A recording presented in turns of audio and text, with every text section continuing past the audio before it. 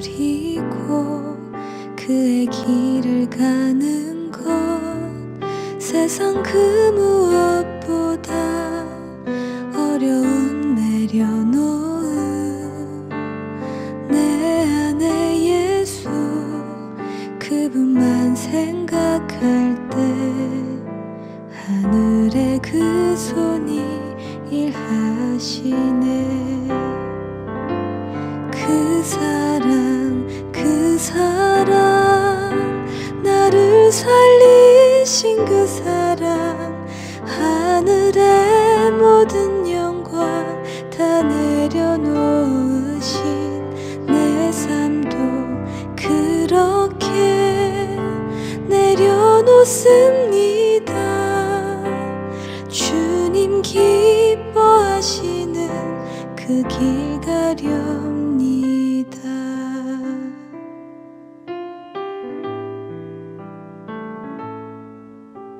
그분의 마음 그분의 시선 그분의 원하심을 내 맘에 두는 것 십자가 그 길 그곳에 나설 때에 주님 나를 통해 일하시네.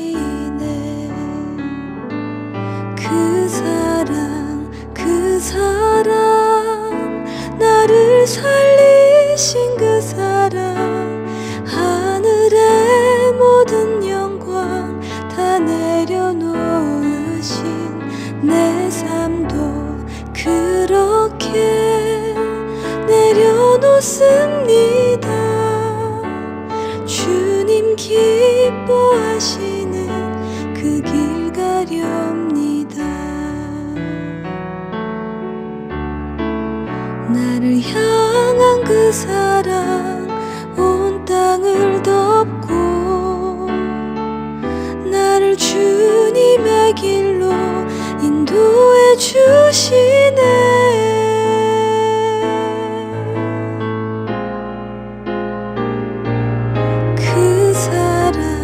그 사랑 나를 살리신 그 사랑 하늘의 모든 영광 다 내려놓으신 내 삶도 그렇게 내려놓습니다. 주님 기뻐하시는 그 길 가렵니다.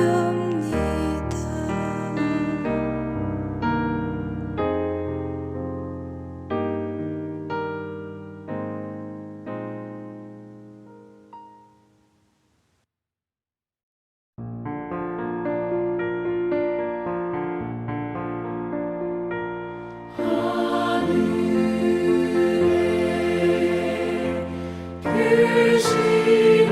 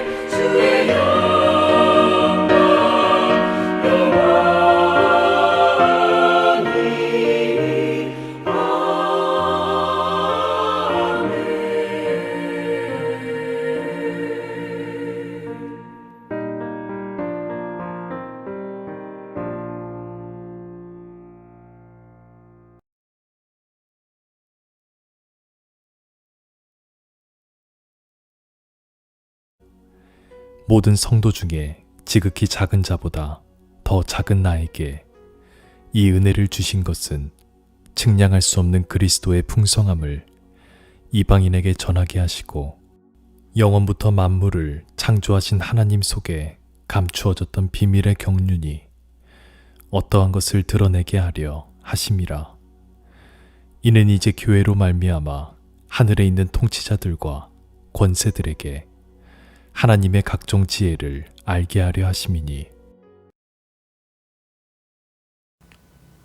성도 여러분, 어제 말씀은 사람의 생명을 살리는 일이 결코 쉬운 일이 아니라고 했습니다.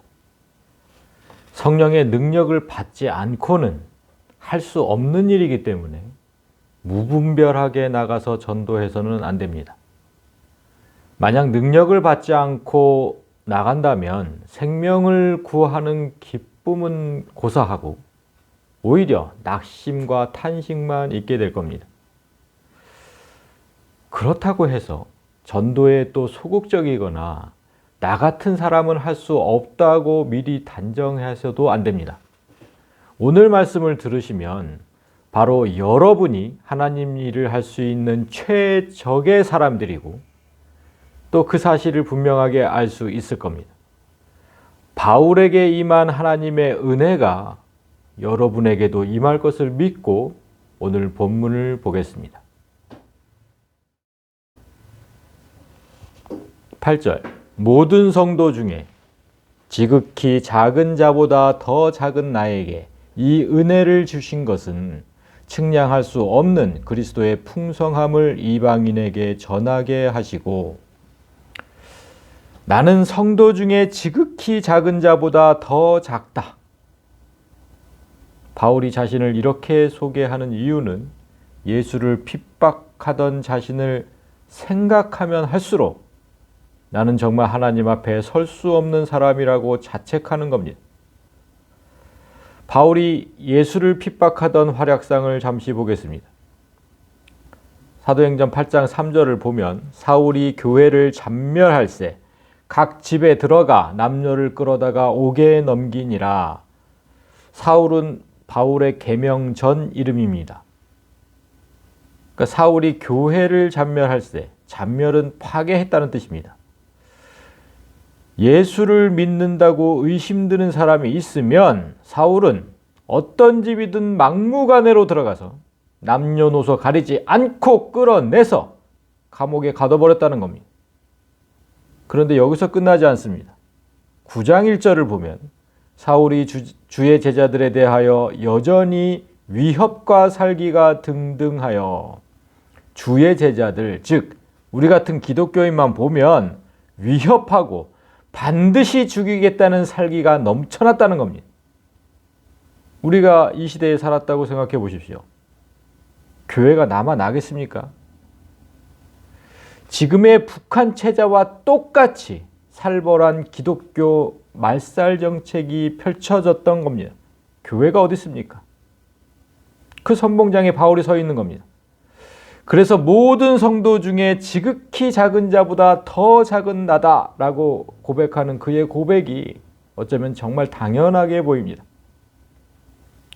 그런데 하나님께서 이런 바울을 멸하지 않으시고 그리스도를 전하는 일꾼으로 삼으셨다는 겁니다. 바울이 말한 그 이유를 한번 보십시오.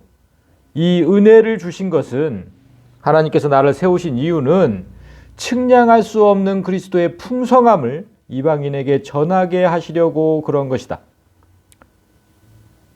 저는 이 말을 읽는데 이 말이 더 열이 받더라고요. 더 열이 받아. 왜냐하면 하나님께 그렇게 일꾼이 없었을까요? 바울 때문에 얼마나 많은 기독교인이 죽었고 얼마나 많은 사람들이 고통을 당했는데 그리스도를 전하는 일을 왜 그에게 맡기십니까? 다음 절도 보십시오. 9절. 영원부터 만물을 창조하신 하나님 속에 감추어졌던 비밀의 경륜이 어떠한 것을 드러내게 하려 하심이라. 그러니까 영원부터 감추어졌던 비밀, 뭡니까? 예수죠. 그 예수가 어떠한 것을 드러내려. 그러니까 예수가 나와 무슨 상관이 있는지를 밝히 드러내게 하려고 바울을 세우셨답니다. 그러니까 왜 그 일을 바울에게 맡기셔야 합니까? 왜? 당시에 12사도가 건재했고 사마리아 땅에 처음으로 복음을 전한 빌립과 같은 훌륭한 집사도 있었습니다. 그 중에 한 명을 세우시고 성령의 능력을 주신다면 그들도 얼마든지 할 수 있는데 굳이 잔인무도하게 교회를 파괴했던 바울을 선택하신 의도가 도대체 뭐냐는 겁니다. 여러분, 여기에 하나님의 이러하신 의도에 우리의 생각을 뛰어넘는 정말 특별한 목적이 있습니다. 자, 지금부터 잘 보셔야 합니다. 제가 고린도전서 1장 26절부터 27절까지의 말씀을 먼저 읽어드리겠습니다. 형제들아, 너희를 부르심을 보라. 육체를 따라 지혜로운 자가 많지 아니하며 능한 자가 많지 아니하며 문벌 좋은 자가 많지 아니하도다. 그러나 하나님께서 세상에 미련한 것들을 택하사 지혜 있는 자들을 부끄럽게 하려 하시고 세상에 약한 것들을 택하사 강한 것들을 부끄럽게 하려 하시며 하나님께서 하나님의 일을 하라고 부르신 자들을 보면 육체를 따라, 그러니까 이 세상에 사는 우리의 모습을 보면 지혜도 없고 능력도 없고 학벌도 없는 그렇게 정말 세상에서 철저하게 을로 살아가는 약자들이라는 겁니다. 그런 약한 자들을 택하시는 이유가 뭐냐? 세상에 지혜 있는 자들, 강한 자들을 부끄럽게 하시기 위해서랍니다. 이게 무슨 뜻일까요? 나 같은 사람이 어떻게 강한 자들을 부끄럽게 할까요? 이해하기가 어려운데, 그런데 더 놀라운 사실은요, 그 뛰어난 지혜와 강한 능력을 지닌 자들이 사람이 아니라는 겁니다. 에이? 사람이 아니라고요? 그럼 누굽니까? 10절을 보십시오. 이는 이제 교회로 말미암아 하늘에 있는 통치자들과 권세들에게 하나님의 각종 지혜를 알게 하려 하심이니, 여러분, 하늘에 있는 통치자들과 권세들, 이 이름이 또 등장했습니다. 이제까지 우리가 계속해서 등장하는 걸 봤는데 또 등장했어요. 여러분, 에베소서는 교회의 영광을 설명하는 것이라고 했죠. 그런데 자꾸만 이들의 이름이 등장하는 이유가 뭐겠습니까? 1장, 2장, 3장 계속해서 등장합니다. 1장 21절에도 모든 통치와 권세와 능력과 주권과 이 세상뿐 아니라 오는 세상에 일컫는 모든 이름 위에 이들이 다 악한 권세들이었죠. 그리고 2장 2절에도 있었죠. 그때 너희는 그 가운데서 행하여 이 세상 풍조를 따르고 공중의 권세 잡은 자를 따랐으니 이들도 사단의 무리들이었죠. 그리고 오늘 3장에서도 교회로 말미암아 하늘에 있는 통치자들과 권세들에게 또 나왔 1장, 2장, 3장 계속해서 이들이 등장합니다. 그러니까 교회가 싸워야 할 대상, 교회가 반드시 부끄럽게 만들어야 할 대상은 사람이 아니라 사탄의 세력이라는 겁니다. 우리는 이 사실을 명심해야 합니다. 바울은 에베소서 마지막 장에 가면 이 사실을 더 분명하게 말합니다.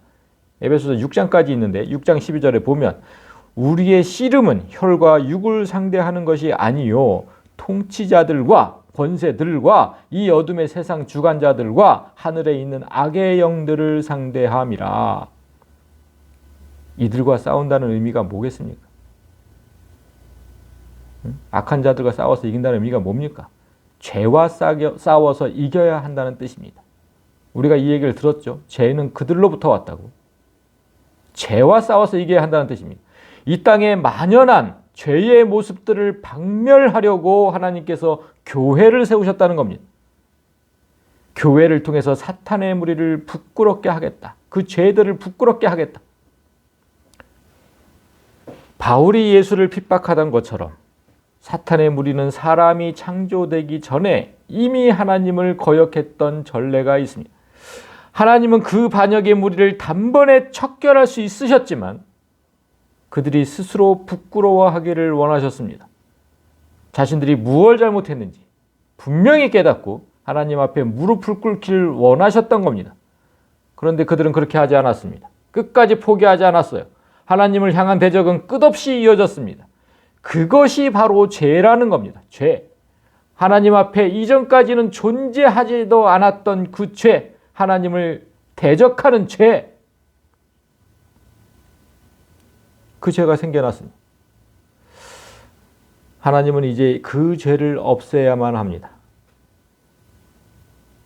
그래서 최후의 수단을 씁니다. 하나님께서 직접 그 죄를 없앨 수도 있는데 굳이 교회를 통해서 하시겠답니다. 교회를 만들어서 그 죄와 싸우도록 하겠다. 그렇게 말씀하신 겁니다. 왜 그러셔야 할까요? 직접 하시면 되는데. 여러분, 지금 우리가 뭐라고 했습니까? 교회는 앞에서 보았듯이 세상에서 가장 약한 사람들만 뽑아서 만들어 놓은 단체입니다. 그러니 이 싸움은 애초부터 승부가 되지 않는 싸움입니다. 우리는 세상에 강한 사람들과 맞붙어 싸워도 지는데, 그렇잖아요. 밖에 나가서 세상에 강한 사람들과 싸워서 이길 수 있습니까? 그런데 어떻게 세상의 주인인 마귀와 싸워서 이기겠습니까? 애초부터 승부가 되지 않는 겁니다, 이거. 여러분, 그래서 이제까지 그토록 말했던 예수가 세세토록 감추어진 비밀이고 하나님의 지혜라는 겁니다. 우리의 힘만으로는 절대로 이길 수 없지만 우리에게 비밀 병기를 주신 겁니다. 마귀의 권세를 다 깨트려 버릴 수 있는 예수라는 비밀 병기. 그 무기만 가지면 마귀는 상대도 되지 않습니다. 바울이 그 무기를 이렇게 설명합니다. 6장 13절에 보면 그러므로 하나님의 전신갑주를 취하라. 이는 악한 날에 너희가 능히 대적하고 모든 일을 행한 후에 서기 위함이라. 전신갑주를 취해라. 전신갑주는 완전한 무장이라는 뜻입니다. 그러니까 예수라는 옷을 입고 완전 무장하라는 뜻입니다. 그 옷이 얼마나 완전 무결한 전투복인지는 6장에 가서 자세하게 설명합니다. 지금 우리가 알아야 할 것은 그 예수라는 옷, 완전 무결한 그 전투복이 우리에게 어떻게 주어졌는지 하는 것에 대한 겁니다. 바울은 그 옷을 오직 은혜로 받았다고 합니다. 그 사실을 반복해서 말합니다. 2장 5절 너희는 은혜로 그 옷을 받았다. 2장 8절 너희는 그 은혜에 의하여 믿음으로 말미암아 구원을 받았다. 그 예수라는 옷을 받았다. 3장 7절에도 내게 주신 하나님의 은혜의 선물 예수를 따라 내가 일꾼이 되었다. 3장 8절 내가 모든 성도 중에 지극히 자보다 더 작은 나이에게 이 은혜를 주신 것은, 예수를 주신 것은, 계속해서 예수라는 옷은 철저하게 은혜로 주어졌다는 것을 말하고 있습니다. 우리는 가장 약한 자들이지만 그렇게 하나님의 은혜를 입고 가장 강한 자가 되었다는 겁니다. 이 원리가 마귀의 세력을 부끄럽게 하는 원리입니다. 바울이 하늘의 악한 권세들을 반복해서 등장시키는 이유와 우리가 은혜로 예수를 받았다는 말을 반복하는 이유를 잘 알아야 합니다. 하나님의 자리에 오르려 했던 자들, 그렇게 하나님을 거역하고 핍박하던 자들, 그들을 부끄럽게 하는 단 하나의 방법은 우리가 가장 약하게 되었을 때 은혜로만 가장 강하게 된다는 사실입니다. 하나님의 자리를 힘으로 뺏으려는 자들에게 하나님은 분명하게 말씀하십니다. 그 자리는 내 은혜로만 앉을 수 있다. 이 얘기는 우리가 3월 18일 에베소서 2장 7절부터 13절까지의 말씀에서 자세하게 들은 바 있습니다. 잘 기억나지 않으시면 다시 한번 꼭 들으셔야 합니다. 자, 여기까지 오늘 말씀을 정리합니다. 성도 여러분, 오늘 우리가 들은 말씀은 하늘의 악한 세력들을 부끄럽게 하시려고 그들보다 훨씬 약한 사람들을 모아서 교회를 만드셨다는 것입니다. 이 말씀을 꼭 기억하십시오. 하나님과 사탄의 일에 우리가 지금 관여하고 있다는 얘기입니다. 정말 놀랍지 않습니까? 우리가 이 땅에서 얼마나 중요한 일을 하며 사는지를 꼭 기억해야 하는 겁니다. 하늘의 악한 세력을 멸하시려고 하나님의 뜻대로 만들어진 존재, 그 일을 하려고.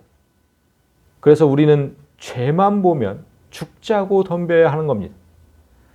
하나님께서 주신 예수라는 옷으로 완전 무장하고 죄와 싸워서 이기는 교회가 반드시 되어야 합니다. 그래야 하나님 없는 지혜와 강함이 얼마나 헛된 것인지 그들에게 똑바로 보여주는 겁니다. 하나님 앞에 지극히 작은 자가 하나님의 일을 하기에는 최적의 사람이다. 이 사실을 기억하시고 바울과 같은 믿음의 고백을 하심으로 매일의 삶이 승리의 삶이 되시기를 주님의 이름으로 간절히 축복합니다.